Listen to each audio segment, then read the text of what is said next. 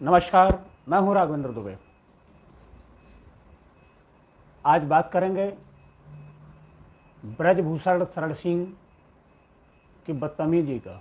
Indian express में ये छपा, उसमें लिखा ब्रजभूषण शरण सिंह ने छेड़खानी की थी और पीछा किया था, मुकदमा चलना चाहिए और सज़ा मिले। ये दिल्ली पुलिस की प्रेस रिव्यू में है। इसका मतलब उनको साक्ष्य मिले और उसके तहत जो मुकदमा दायर उनके खिलाफ जो धाराएं लगी 506, 354, 354A, 354D, ये उन पर मुकदमे लगे। इसके बाद जब उन पर ये धाराएं लगी, चार्जशीट जो दिल्ली पुलिस द्वारा दायर की गई, भाजपा सांसद ब्रजभूषण शरण सिंह जब एयरपोर्ट से बाहर निकल रहे हैं तो टाइम्स नाउ की एक पत्रकार जिसका नाम तेजस्वी पुरंदरे है, महिला पत्रकार है, उस महिला पत्रकार ने उनसे इस संबंध में सवाल पूछ लिया कि आप पर महिला खिलाड़ियों के यौन उत्पीड़न के मामले में दिल्ली पुलिस ने चार्जशीट दायर कर दी है और उसमें कहा गया है कि आपने छेड़खानी की थी, आपका मुकदमा चलना चाहिए और सज़ा मिले। ये दिल्ली पुलिस ने कहा। उसी सवाल को वह पूछ रही थी, लेकिन वो कह रहे थे कि नहीं, मैं कुछ नहीं बोलूँगा। फिर आगे चले, फिर उसने पत्रकार ने पूछा तो उन्होंने कहा मैं इस पर बात नहीं करूँगा। लेकिन जब उसने पूछा क्या आप इस्तीफा देंगे, तो वो भड़क गए और गुस्से में हो गए, धत करके आगे बढ़ते हैं और इसके बाद कहा कि मैं क्यों इस्तीफा दूंगा, और आगे चले जाते हैं, अपने गाड़ी में बैठ जाते हैं। गाड़ी में बैठने पर जब वो महिला पत्रकार माइक आगे करती है गाड़ी के अंदर, तो उन्होंने ज़बरदस्ती जोर से कार का दरवाज़ा बंद किया। दरवाज़ा बंद करते ही उसका माइक है नीचे गिर जाता है।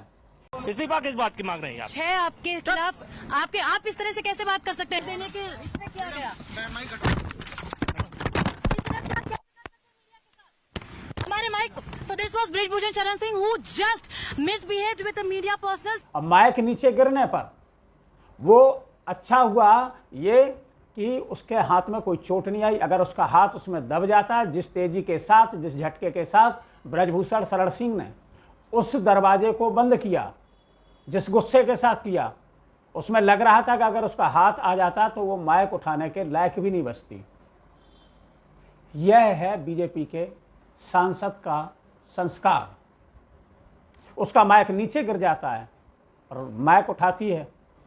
उसने कहा कि ये हमारे संग बदतमीजी हो रही है, दुर्व्यवहार हो रहा है, एक पत्रकार के साथ ये दुर्व्यवहार, और वो भी ऐसा नेता जो चार्जशीटेड है दिल्ली पुलिस द्वारा महिला खिलाड़ियों के यौन उत्पीड़न का।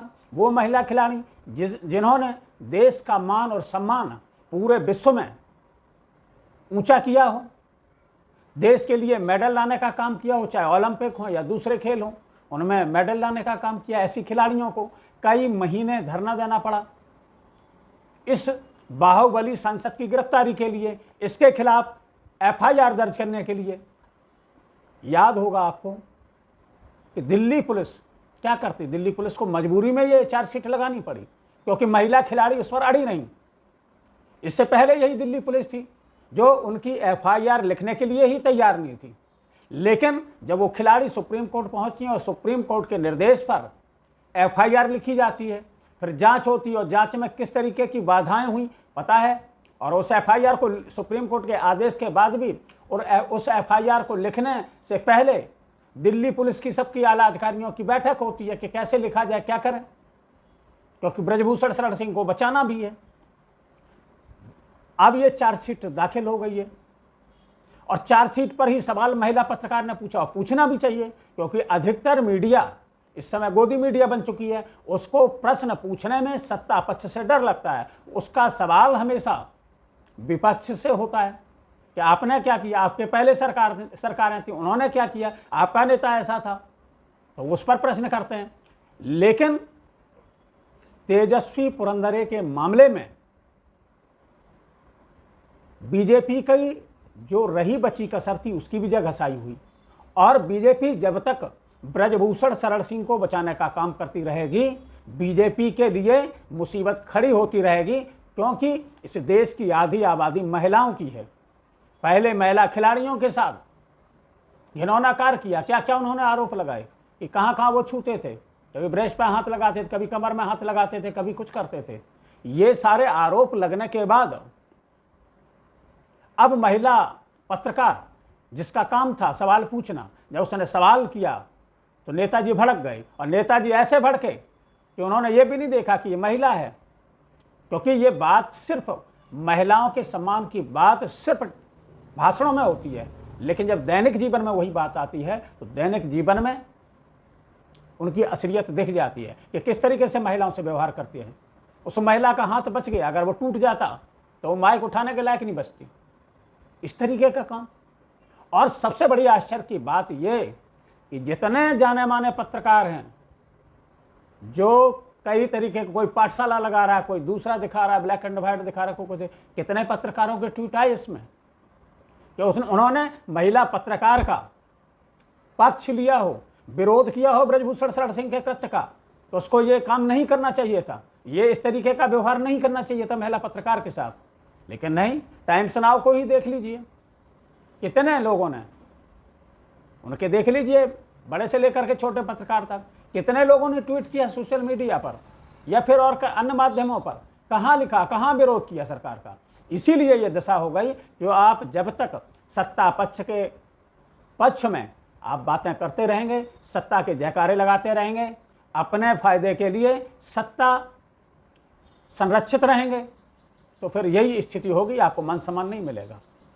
और जो पुरंदरे के साथ हुआ वो आपके साथ भी होगा जरूर एक ना एक दिन, क्योंकि ये उनकी फितरत बन गई है। उन्हें लगता है कि मीडिया जैसे कोई नहीं। पहले जमाना था जहां मीडिया के एक पत्रकार से बड़े बड़े नेता डरते थे, इंटरव्यू में जाने से पहले 10 बार सोचते थे, क्योंकि तब इस तरीके की पत्रकारिता नहीं थी कि जहां अब पत्रकार सोशल मीडिया पर या ट्विटर पर सरकार के पक्ष में हमेशा 24 घंटों बस नारे लगाते हों, तो वो क्या इंसाफ की बात करेंगे, क्या जनता की बात करेंगे, क्या विकास की बात करेंगे।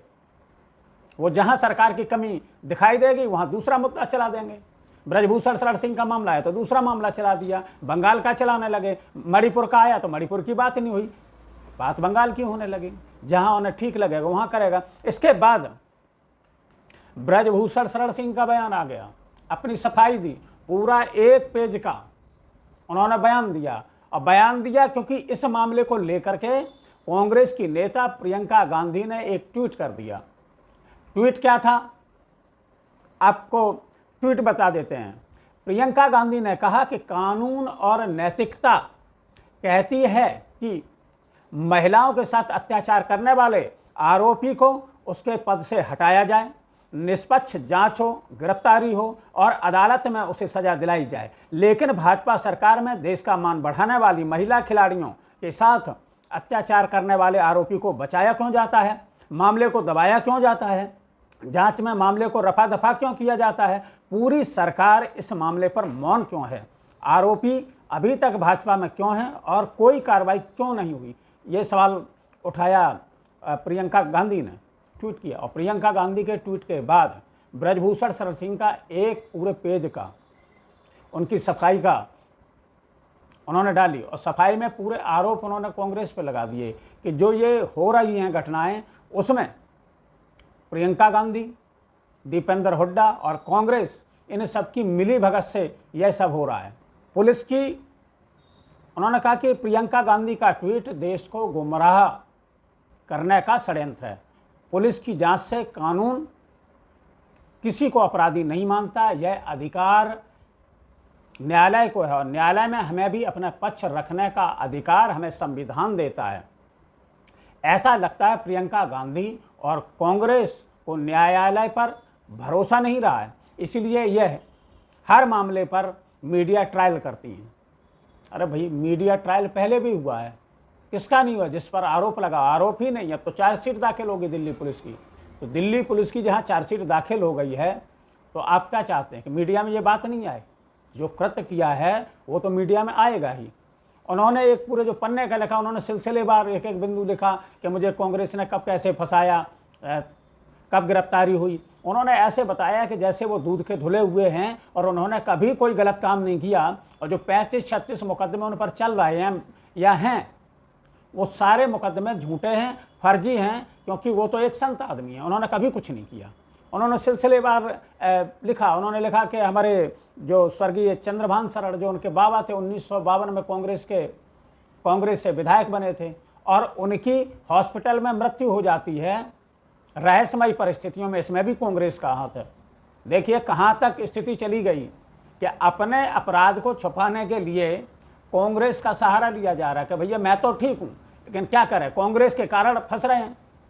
उत्तर प्रदेश में बीजेपी की सरकार है, योगी सरकार है, केंद्र में नरेंद्र मोदी जी की सरकार है, बीजेपी की सरकार है, दोनों जगह डबल इंजन की सरकार है, और आप कैसे फंस गए? दिल्ली पुलिस ने चार्जशीट कर दिया आपको, फिर तो अब तो इसमें किसका हाथ है, कांग्रेस का है या फिर बीजेपी का हाथ है? क्योंकि आप तो बताते हैं ना कि कांग्रेस के शासनकाल में ये सब हुआ है। दूसरा, उन्होंने कहा कि 1974 में मेरा घर गिरा दिया गया, मुझे और मेरे परिवार वालों को जेल में बंद कर दिया गया, तब भी कांग्रेस की सरकार थी। 1975 में जब इमरजेंसी लगी इंदिरा गांधी के समय में, उन्होंने कहा 1975 में इमरजेंसी का मैंने विरोध किया था, और इमरजेंसी में विरोध करने के बाद 1980 में मुझ पर 3 दर्जन मुकदमे कांग्रेस नेताओं के कहने पर लगा दिए गए। मतलब 1975 में विरोध किया और 5 साल बाद 1980 में इन पर मुकदमे लिखे गए, वो भी इसलिए कि इमरजेंसी का विरोध किया था। कमाल है, उसी टाइम लगना चाहिए था, क्योंकि बहुत इमरजेंसी में तो बहुत सारे नेताओं को बंद कर दिया गया था, वो भी उसी समय आपातकाल में, आपात स्थिति में बहुत लोगों को जेल भेजा गया था उसमें। लेकिन आपके ऊपर जो मुकदमे वो 5 साल बाद हुए। 1980 में ऑटोमेटिक हथियारों के साथ उन्होंने कहा कि हमारे ऊपर हमला किया गया, जिसमें हमारा एक साथी भी मारा गया, तब भी कांग्रेस की सरकार थी। विश्वनाथ प्रताप सिंह जब मुख्यमंत्री थे तो विश्वनाथ प्रताप सिंह ने मेरा एनकाउंटर करने की कोशिश की थी, कराने की कोशिश की थी, लेकिन भारी जनसमर्थन के कारण मैं बच गया। अब बताइए, इनका कोशिश की लेकिन करा नहीं पाए क्योंकि इनके पास समर्थन था, तब भी कांग्रेस की सरकार थी। 1989 में एमएलसी चुनाव लड़ा, उसमें मुझे हरा दिया गया क्योंकि मैं आगे राजनीतिक रूप से मेरा रास्ता बंद हो जाए और मैं आगे ना बढ़ सकूं, तब भी कांग्रेस की सरकार थी। 1989 में राम जन्मभूमि के मामले में सबसे पहले देश में हमारी गिरफ्तारी हुई थी, कांग्रेस की सरकार थी। इन सारे जो आपने लेटर लिखा, इसका इस महिलाओं के यौन उत्पीड़न से क्या लेना देना है, या फिर जिस महिला पत्रकार के साथ आपने बदसलूकी करी, बदतमीजी की, उससे क्या लेना देना है इस पत्र का? और पत्र के नीचे उन्होंने लिखा कि जो प्रियंका गांधी हैं, दीपेंद्र हुड्डा और कांग्रेस पार्टी हमारे खिलाफ लगातार षड्यंत्र रच रही है। फैसला तो न्यायालय में होना है, लेकिन ये लगातार हमारे खिलाफ षड्यंत्र रचते जा रहे हैं। तो ये इन्होंने अपनी सफाई में दिया, जबकि इन्होंने एक शब्द नहीं कहा कि महिला पत्रकार के साथ ऐसी बदतमीजी उन्हें नहीं करनी चाहिए थी, लेकिन करें क्या, आदत से मजबूर हैं। और बीजेपी की मजबूरी क्या है, ये बात समझ में नहीं आ रही है।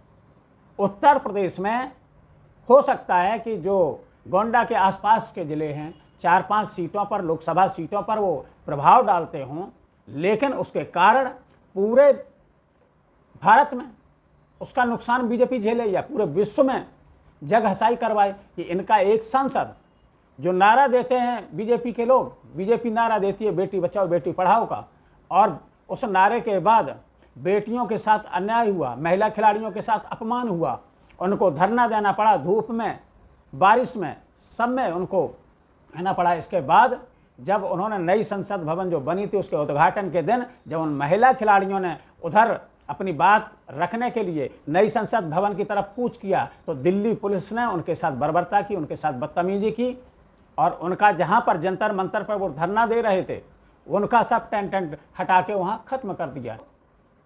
ऐसे लोगों को बचाने की आखिर मजबूरी क्या है?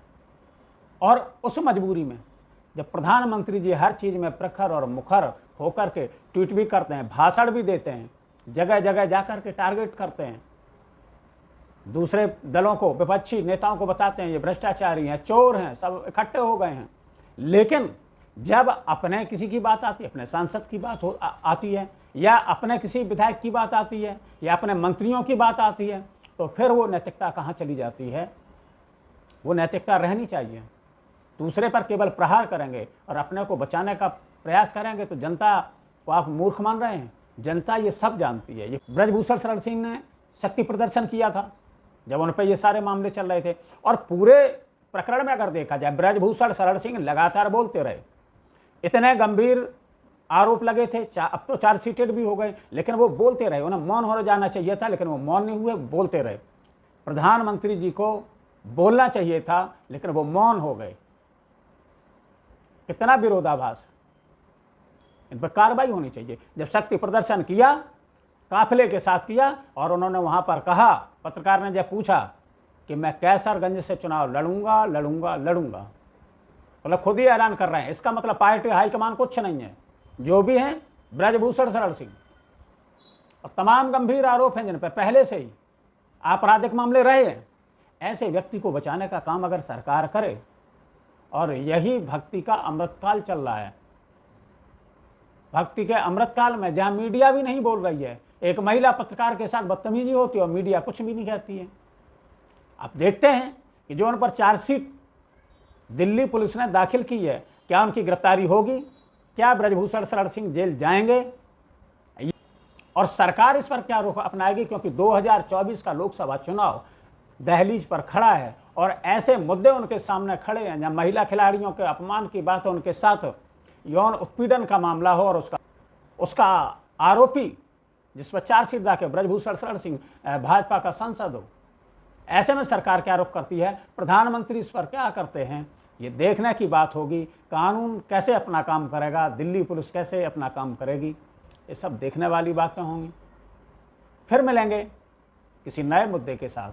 है कि आप हमारे चैनल को सब्सक्राइब करना ना भूलें, लाइक करना ना भूलें, कमेंट बॉक्स में जाकर के आप कमेंट भी करें, और अपने मित्रों के साथ शेयर भी करें। बेल आइकन भी दबाएं, जिससे कि आपको समय समय पर नोटिफिकेशन आपको मिलता रहे। फिर मिलेंगे किसी नए मुद्दे के साथ। तब तक के लिए दीजिए इजाज़त। जय हिंद, जय भारत।